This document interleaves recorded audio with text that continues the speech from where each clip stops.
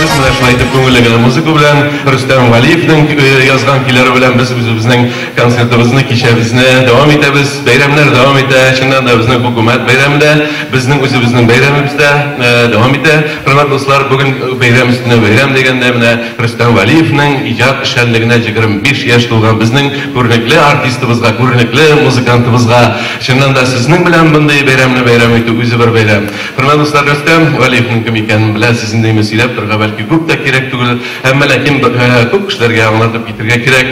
Чөнки артистлар, җырчылар үзләре генә үткәрә торган иде мондый зур концертларны.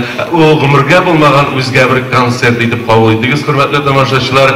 Чөнки музыкант кешенең әйбит, композитор кешенең үзенә бер көн алып, кичә алып, сәгатьләр алып, шушындый зур бинаны арендага алып әйбит концерт үткәргәнен һич тә күргәнем юк иде. Бу тарихта беренче тапкыр гына булмасын, аның мондый традициялар дәвам итсен. Шулай итеп, хөрмәтле тамашачылар, Рөстәм Валиев бүген сезнең кунагыгыз. Әйтергә кирәк, Рөстәм Валиевның эшләмәгән эше юк музыка өлкәсендә. Ул инде безнең атаклы баянчыларыбызның, музыкантларыбызның традициясын дәвам итеп килүче музыкант.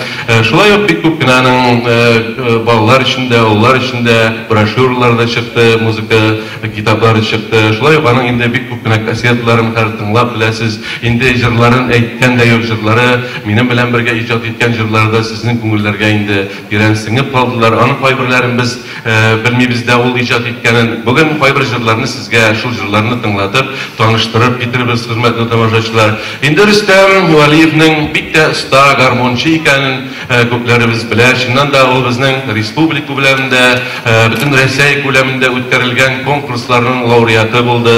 Инде үзебездә үткәрелгән Фәйзулла Туишев исемендәге гармончылар конкурсының бердән-бер премиясе барлыкка килде. Ул гран-при һәм ул бердән бер лаеклы аның призына исемен Фәйзулла Туишевендәге исемне яулап алды. Лауреаты булды, гран-прины яулады. Аннан соң, хөрмәтле тамашачылар, шулай ук бик сирәк исемнәр бирелә безнең музыкантларыбызга, баянчыларыбызга, гармончыларыбызга.